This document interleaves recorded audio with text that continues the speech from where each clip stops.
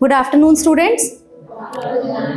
Today we are going to study the sixth poem of our English book, that is Amanda. Okay. So before starting the poem, I am going to tell you something about the author or the writer of the poem, the poetess.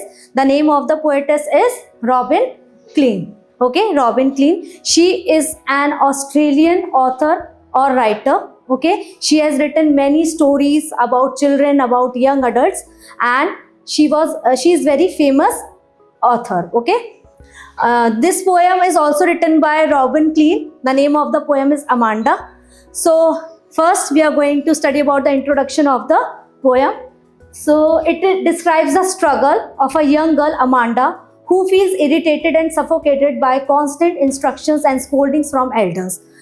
जो ये poem है Amanda, this is a poem about a small girl, okay, who is always scolded by her mother. Okay, her mother always used to scold her on the small things. That means her freedom was curtailed. उसकी जो freedom थी वो पूरी तरीके से क्या की हुई थी, रिस्ट्रिक्ट की हुई थी. ठीक है, उसको फ्रीडम नहीं थी अपने तरीके से बैठना उठना, अपने तरीके से अपनी लाइफ को स्पेंड करना उसको अलाउड नहीं था. और यही इस पोएम में बताया गया है. ठीक है, एक करेक्टर है जिसका नाम क्या है, Amanda. The name of the character is Amanda, and she is always scolded by her mother on the small things, on the small acts which she performs every day.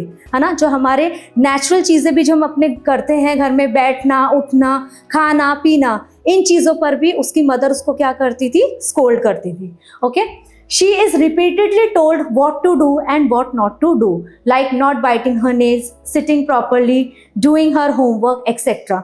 So हर तरीके से उसको परेशान, हर तरीके से उसको इरिटेट किया जाता था, जैसे कि होमवर्क करने के ऊपर, ठीक है, खाना खाने के ऊपर, नेल बाइटिंग के ऊपर, चॉकलेट्स खाने के ऊपर. हर तरीके से उसकी मम्मी उसको क्या करती रहती थी, नैग करती रहती थी. नैग मतलब उसको डांटती रहती थी. Amanda escapes into her imaginative world where she dreams of freedom and peace, like being a mermaid in the sea, an orphan wandering freely, or Rapunzel living in a tower. Okay, so instead of arguing with her mother, अपनी mother से argue, ठीक है, बहस ना करना उसने ज़्यादा ज़रूरी समझा. उसके लिए वो क्या करती थी, अपने मन को डाइवर्ट करने के लिए वो क्या करती थी, she use to lost in her own imaginative world. ठीक है, वो अपनी एक अलग दुनिया में खो जाती थी, जिसको वो खुद इमेजिन करती थी और उस दुनिया में वो खो जाती थी. Through this poem the poet highlights the theme of a child's desire for freedom and individuality versus the restriction imposed by adults. So इस पोएम के थ्रू जो पोएटेस हैं वो क्या बताना चाहती हैं, जो रॉबिन क्लीन है वो ये बताना चाहती हैं कि हर बच्चे को फ्रीडम की कहीं ना कहीं ज़रूरत है. उनको हर छोटी चीज़ पर रिस्ट्रिक्शन लगाना इम्पॉर्टेंट नहीं है. वो पर्सनालिटी डेवलपमेंट का पार्ट है. This is the part of the personality development. But हर छोटी छोटी बात पर, हर स्मॉल एक्ट पर किसी बच्चे को क्या करना, रिस्ट्रिक्ट करना, दैट इज रॉन्ग. ठीक है, so let's start with the poem. So this is the poem. Don't bite your nails, Amanda. Don't hunch your shoulders, Amanda. Stop that slouching and sit up straight, Amanda. So you can see in these lines that somebody is nagging her. So who is nagging her? Her mother. Okay, her mother is nagging her. What she is telling her? Don't bite your nails, Amanda. Amanda, अपने nails को bite मत करो. Don't hunch your shoulders, Amanda. What is the meaning of hunch over here? Bend. What is the meaning of the hunch? Bend. Okay. Stop that slouching and sit up straight. Slouching means, what is the meaning of slouching? To sit or stand inappropriately. Okay, inappropriately.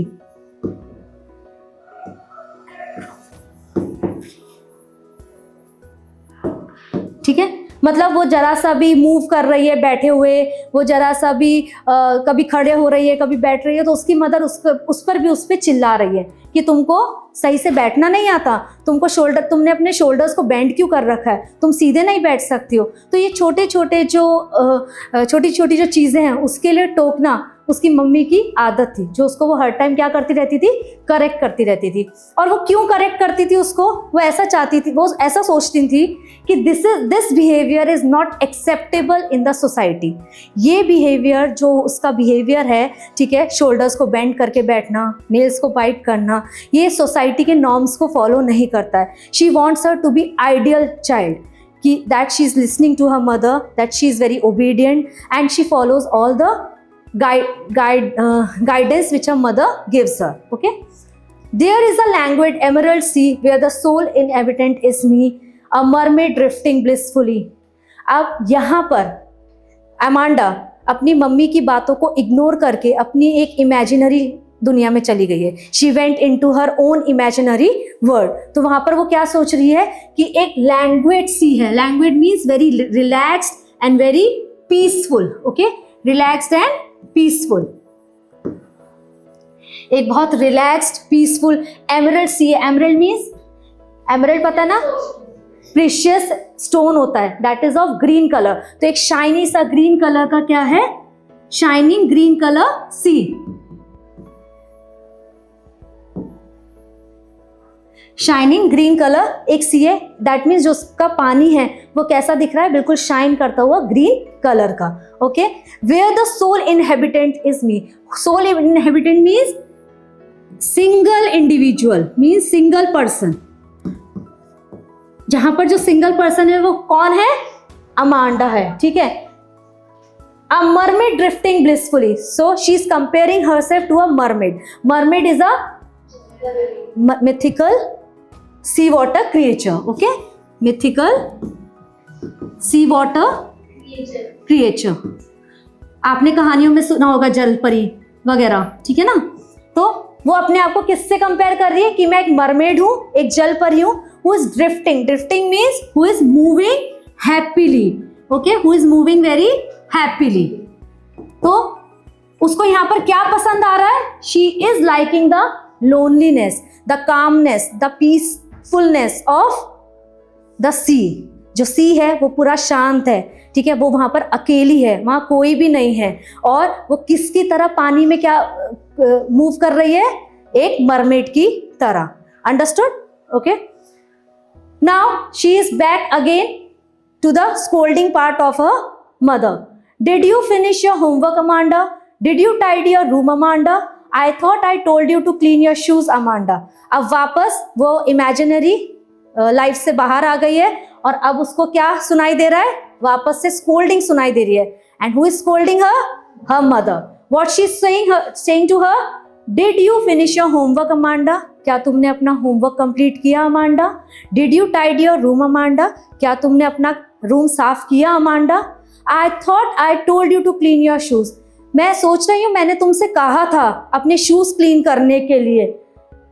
तो अब यहां पर जो है उसकी mummy वापस उसको इन सब चीजों के लिए क्या कर रही है, डांट रही है। Okay, now again she is not arguing, she is not saying anything to her mother. वो कुछ नहीं कह रही है, वो चुप है। Again she went into her own imaginative world. Okay, I am an orphan roaming the street, I patterns of dust with my hushed bare feet. The silence is golden, the freedom is sweet. Now वो बच्ची इतनी ज़्यादा irritate हो चुकी है कि वो हर चीज़ में क्या ढूंढ रही है, लोनलीनेस एंड पीसफुलनेस। उसको क्या चाहिए, पीसफुल लाइफ चाहिए और उसको अकेलापन चाहिए। अब वो यहाँ पर अपने आप को क्या प्रिडिक्ट कर रही है, that she is an orphan. Orphan, the child who is not having his parents, ठीक है, जिसके मम्मी पापा नहीं होते। आई am an orphan roaming the street, मैं अनाथ हूँ और मैं रोड पर घूम रही हूँ।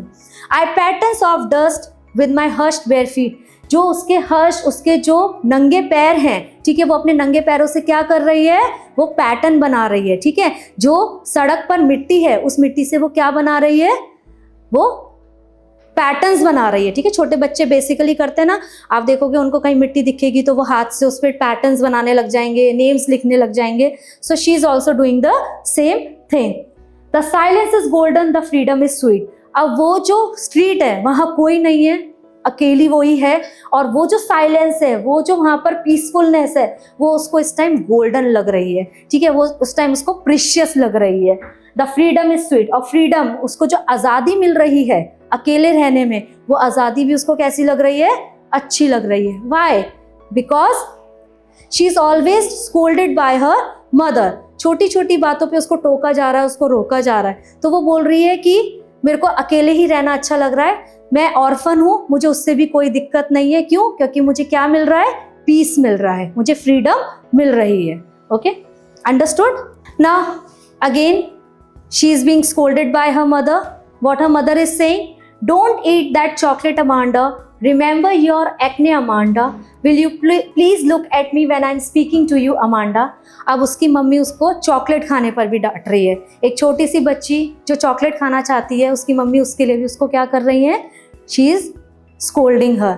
She is asking her not to eat the chocolate because she is telling her to remember her acne, कि जब उसने चॉकलेट खाई थी तो उसको क्या हो गया था, एक्ने हो गए थे. You know what are acne? Pimples. ठीक है, उसको पिंपल्स हो गए थे और इस वजह से उसकी मम्मी उसको चॉकलेट खाने के लिए भी मना कर रही है. और अमांडा जो है वो नीचे मुंह करके खड़ी हुई है. ठीक है, उसने अपना मुंह नीचे किया हुआ है, तो उसकी मम्मी उसको उस पर भी टोक रही है. क्या बोल रही है? Will you look, please look at me when I am speaking to you. That means her mother wants her full control on her. उसकी मम्मी हर तरीके का कंट्रोल उसके ऊपर चाह रही है कि जब वो बोल रही है तब भी अमांडा क्या करनी चाहिए, उनकी तरफ देखनी चाहिए. So this is very simple. Okay, these are very simple lines. Next, now again she went into her own imaginative world. I am Rapunzel, I have not a care. Life in a tower is tranquil and rare. I will certainly never let down my bright hair. तो यहाँ पर वो किसको अपने से compare कर रही है? Rapunzel. Rapunzel. Who is Rapunzel? You must have heard. Who is Rapunzel? A princess. Okay, a princess of a fairy tale. A princess of a fairy tale. ठीक है, बच्चों को जो हम फेरी टेल सुनाते हैं, परियों की कहानियां, उनमें से एक थी रेप्यूजल. ठीक है, और उसको एक विच ने एक टावर में बंद कर दिया था. उस टावर में ना गेट्स थे, ठीक है, और ना उसमें सीढ़ियाँ थी. ठीक है, सिर्फ एक विंडो थी जिससे सिर्फ विच ही उसके अंदर जा सकती थी. तो विच, जब भी विच को उसके पास आना होता था तो वो क्या कहती थी उसको कि अपने बाल खोलो. उसके बहुत लंबे बाल थे रेप्यूजल के, and she used to ask her to bring down her hair and she is going to climb with the help of her hair. तो जो वो विच थी वो उसके बालों से ऊपर टावर के अंदर चढ़कर आती थी. Life in a tower is triangle and rare. What is the meaning of triangle? Same, calm and peaceful. And rare means something different. Why she has used the word rare here? Why she want to have a life like a Rapunzel? Because she don't want to be nagged by anyone. She wants her freedom and she was happy to be in the tower. ठीक है, tower के अंदर वो अकेले रहने में बहुत खुश थी क्योंकि वहाँ की जो लाइफ थी काम थी, पीसफुल थी, कोई उसको परेशान करने के लिए नहीं था और डिफरेंट थी. ठीक है, क्यों डिफरेंट थी? क्योंकि कोई भी उस टावर के अंदर नहीं आ सकता था. Okay, I will certainly never let down my bright hair. अब जिस तरीके से रेप्यूजल ने अपने बाल नीचे कर दिए थे विच को आने के लिए, she is denying, she is saying no, I will not allow anyone to come by my hair. कोई भी मेरे बालों से ऊपर आए मैं किसी को अलाउ नहीं करूंगी. क्यों? क्योंकि वो अकेले रहना चाहती थी. ठीक है, stop that sulking at once Amanda. You are always so moody Amanda. Anyone would think that I nagged at you, Amanda. Stop that sulking. Sulking, what is the meaning of sulking? Huh?